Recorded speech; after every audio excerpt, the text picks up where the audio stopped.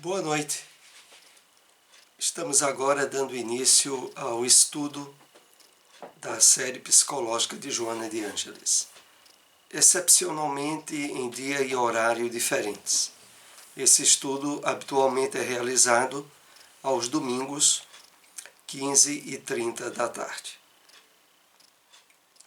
Hoje nós iremos abordar, no capítulo 9 do livro Em Busca da Verdade, a temática que se intitula Fé e Religião. Como de hábito, vamos aqui fazer uma rápida introdução com um breve comentário de uma mensagem do Espírito Emmanuel. Extraída do livro Cartas de Paulo, o Evangelho comentado por Emmanuel, a passagem referente à Carta aos Romanos, capítulo 16, versículo 20. É aquela na qual é feita uma referência pelo apóstolo de que Jesus esmagará embaixo dos nossos pés a Satanás. Então, Emmanuel, na mensagem, nós separamos aqui esse parágrafo. Quando a criatura, pela própria dedicação ao trabalho iluminativo, se entregar ao Pai sem reservas, efetuando-lhe a vontade sacrossanta, com esquecimento do velho egoísmo animal, aprendendo a grandeza de sua posição de espírito eterno, atingirá a vitória sublime. Essa vitória sublime que Emmanuel se refere é o esmagamento do mal embaixo dos nossos pés. E voltando aqui ao início da mensagem, quando Emmanuel nos diz: quando a criatura, pela própria dedicação ao trabalho iluminativo. A questão toda da nossa vitória sobre o mal não é uma questão de luta externa, não é uma batalha fora de nós, mas em nosso íntimo. E por isso Emmanuel nos convida a essas reflexões dizendo: se entregar ao Pai sem reservas, efetuando-lhe a vontade sacrossanta, com esquecimento do velho egoísmo animal. Efetuar a vontade sacrossanta do Pai é harmonizarmos-nos com as leis divinas, é pautar a nossa conduta e o nosso comportamento estruturados no Evangelho do Cristo. E quando isso acontece, há o esquecimento do velho egoísmo animal, aprendendo a grandeza de sua posição de espírito eterno. Aprender a grandeza de nossa posição de espírito eterno, de fato, só se efetua na medida em que nos abrimos à espiritualização plena, em harmonia com as leis de Deus. E quando isso ocorre, de fato, nós alcançaremos a vitória sublime sobre o mal, representado na figura simbólica de Satanás, que na verdade é utilizado em várias passagens do Novo Testamento como sinônimo do contrário, do que se choca com as leis divinas. Bom, vamos iniciar os nossos comentários sobre fé e religião com base nos textos de Joana de Ângeles da série psicológica. O ser humano é, na sua essência, um animal religioso. A sua busca de religiosidade leva-o a vincular-se às diferentes correntes doutrinárias, procurando segurança e harmonia na trajetória física. Então aqui Joana começa nos chamando a atenção a essa condição que marca a nossa essência, nós somos um animal religioso. A busca de religiosidade nas diferentes correntes doutrinárias é uma busca de segurança, de harmonia na nossa trajetória evolutiva, na nossa trajetória física. Pode-se afirmar que nesse indivíduo a fé é quase de natureza genética. Há uma crença universal em Deus, não importando o nome que se lhe dê, a forma como se o compreenda, o arquétipo divino que nele se expressa através do self é um fenômeno natural. Aqui é necessário fazermos alguns apontamentos para compreendermos melhor o texto. Então, primeiro, quando Joana diz que em nós a fé é quase que de natureza genética, é porque, de fato, nós trazemos íncito em nosso ser, em nosso espírito, o arquétipo divino, o modelo, o padrão que está associado à expressão que vamos trabalhando do self, do eu profundo, em nosso comportamento e nossa vida. Outro ponto aqui importante é quando Joana diz assim, que não importa o nome que se dê a Deus, a forma como se o compreenda. A questão é que esse valor e símbolo transcendente está íncito na natureza humana, em todos nós. E a forma na qual nós o identificamos em termos de devoção, de fé, de religião, não importa. Nos mais variados sentidos e possibilidades, estará sempre o homem expressando a origem dessa natureza que se encontra no seu ser. As incontáveis investigações em torno da paranormalidade, realizadas nos séculos XIX e XX, por excelentes cientistas das diversas áreas do conhecimento, têm oferecido material incontestável para confirmar que a morte não destrói a vida e que o espírito sobrevive à dissolução molecular.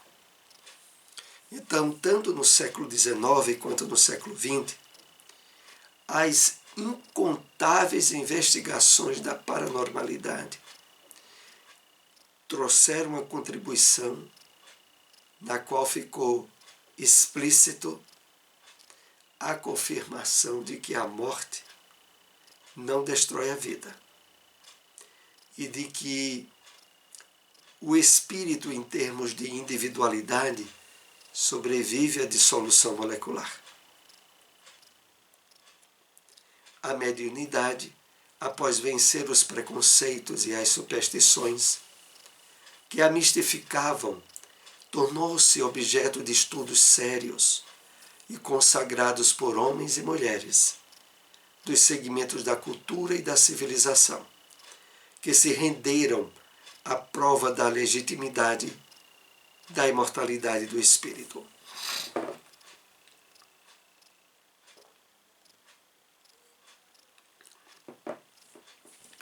Em seguida, e ao mesmo tempo em que as investigações da paranormalidade humana estavam em pleno desenvolvimento, o surgimento da revelação espírita, através da mediunidade, efetivou de uma forma ímpar, através de estudos sérios e consagrados por homens e mulheres dos segmentos da cultura e da civilização que se renderam à prova da legitimidade da imortalidade do espírito, através do fenômeno da mediunidade. Então,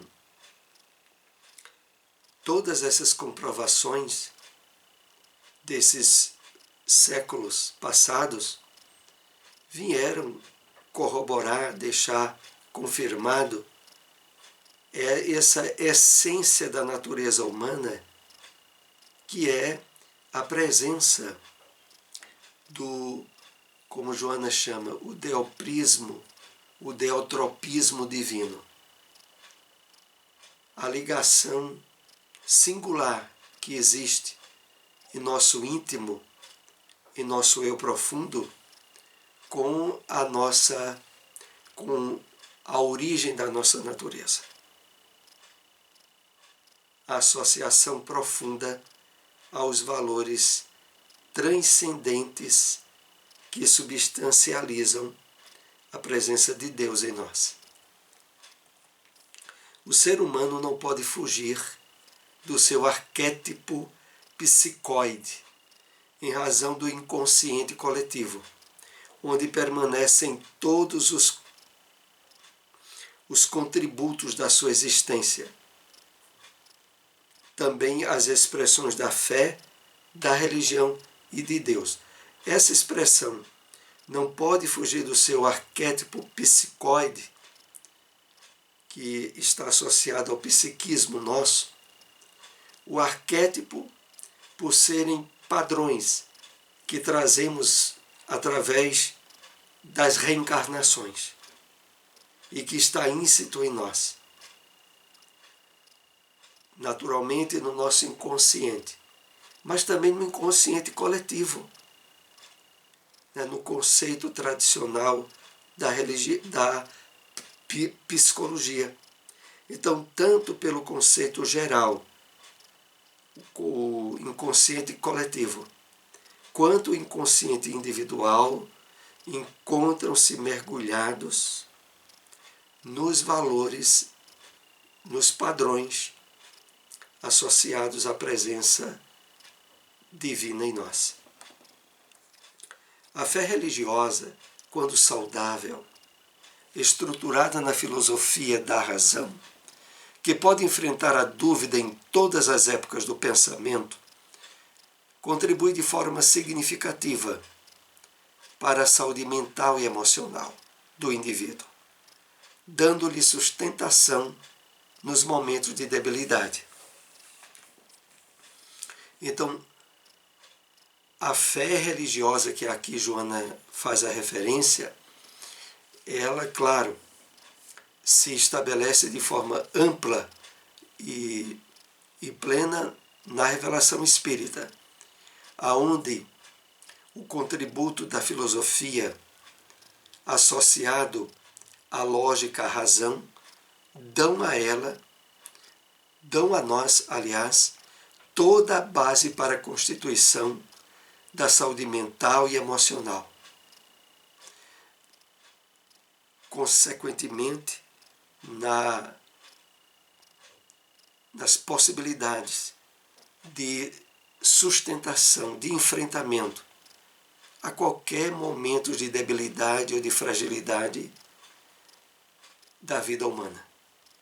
É nesse sentido em que aqui Joana começa a falar a respeito da fé religiosa, que continua. É a fé que tem sustentado os investigadores de todos os matizes, os cientistas que trabalham com hipóteses contrárias ao aceito e permitido, conseguindo demonstrar sua validade após esforços hercúleos, assim confirmando que tem razão. Então, a fé aqui, de uma forma mais ampla, não só limitada ao aspecto religioso, ela também se estende nas áreas em que o homem, efetuando através da confiança e do esforço, principalmente nas áreas das grandes descobertas científicas, é também a efetiva atuação dessa confiança, sinônimo de fé, por parte desses investigadores. A fé religiosa sustenta-se na probabilidade de que sejam reais os postulados transpessoais, espirituais, nos quais se acredita, felizmente, graças à mediunidade. A fé religiosa dispõe hoje de um arsenal de fatos que superam e eliminam todas as negações.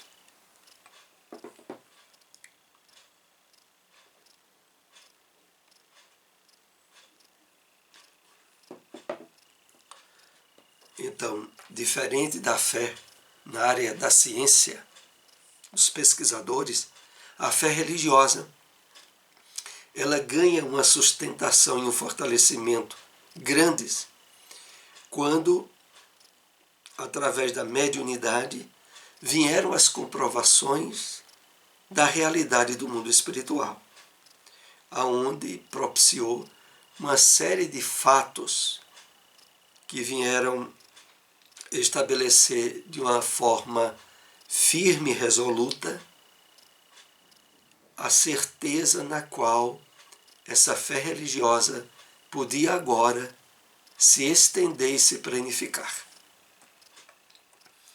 Afirma-se, durante a vitória da filosofia existencialista, afirmava-se que era necessário ver para crer.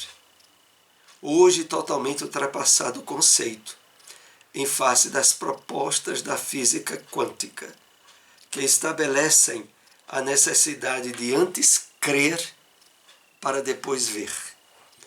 É interessante essa referência que Joana traz para a nossa reflexão, porque ao longo de muito tempo a filosofia existencialista tinha essa norma por base como sendo muito significativa, de que era preciso ver para crer.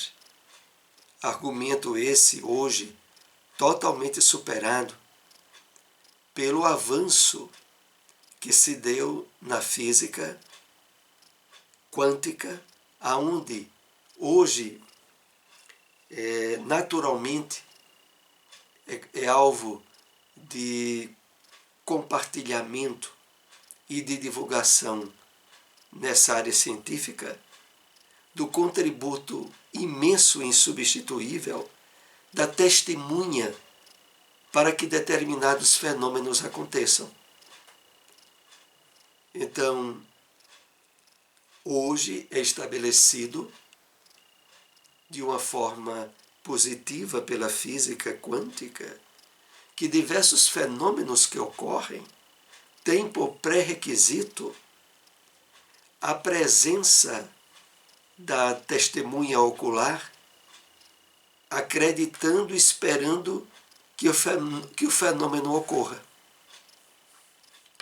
É o chamado colapso quântico, que ocorre invariavelmente pela união das energias daquele que é colocado como observador e do objeto que é alvo de observação. É o entrelaçamento dos dois que produz o fenômeno de realidade material, o colapso quântico, e que, de uma forma bem simples, como Joana coloca, é representativo na frase de que agora, primeiramente, é preciso crer para depois ver, ou para que depois o fenômeno de fato possa ser assimilado por aquele que está observando o fenômeno. Isso enseja para todos nós uma motivação muito grande na área dos estudos e do aprofundamento dos conhecimentos na área da espiritualidade, das revelações espíritas, dos livros que chegam para nós, aonde aqui nós não podemos deixar de fazer referência à série do Espírito André Luiz, os livros também de Manuel Filomeno de Miranda, aonde, na medida em que nós vamos tomando conhecimento de uma série de realidades e ocorrências do plano espiritual para nós, cria-se em nosso psiquismo as aberturas para a percepção de uma série de detalhes que antes não teríamos condições de perceber.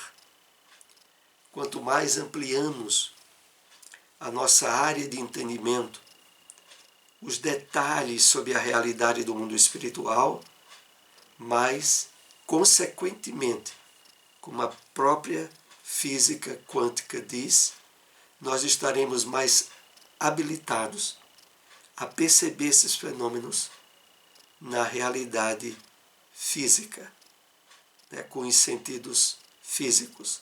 Na medida em que esses sentidos eles passam a ser trabalhados, né, tornados mais sutis na percepção da realidade espiritual da vida. Bom, prossigamos. Em razão das forças que facultam e da inspiração que propiciam, a fé, em qualquer forma que se apresente, é estímulo de alto significado para uma existência feliz, para a individuação. Vamos comentar esse último parágrafo do nosso estudo dessa noite. Então, a fé em qualquer forma que se apresente é colocada aqui por Joana como de alto significado para uma existência feliz e para a individuação. Entendamos esses dois significados. Para uma existência feliz, porque de fato o homem tem necessidade de trabalhar os valores transcendentes que estão no seu íntimo para se adequar e superar problemas e dificuldades que lhe atingem, sobretudo no mundo de provas e expiações, aonde, quanto mais ele estiver habilitado ao conhecimento através da fé, mais recursos ele terá na vivência saudável e feliz, mesmo que diante de provações e de dificuldades. Para a individuação, esse último tópico que Joana chama, porque é na sustentação que nos dá a fé e a realidade espiritual que nós passamos a nos perceber como espíritos que estamos não só em transição por um corpo material, mas também em transição e em passagem na temporalidade dos fatores psíquicos relacionados à personalidade, ao caráter, que também devem e precisam ser percebidos como de caráter transitório. A individuação, que é o resultante do aprimoramento evolutivo que vamos trabalhando ao longo de diversas encarnações, é que, de fato, à medida em que nós nos espiritualizamos mais, encontramos sustentação na superação de todos os apegos, inclusive nos apegos do personalismo. Na verdade, a essência espiritual, que está em constante progresso e aprimoramento, que somos nós, encontra-se no processo de individuação segura e única, diferente de todos, mas sempre em construção ao longo da eternidade. Agradecemos àqueles que nos acompanharam nesse estudo. Se possível, compartilhem essas informações Estudos anteriores você encontra no nosso canal no YouTube e no canal também da Fraternidade Espírita Bezerra de Menezes, Caruaru. Uma boa noite a todos.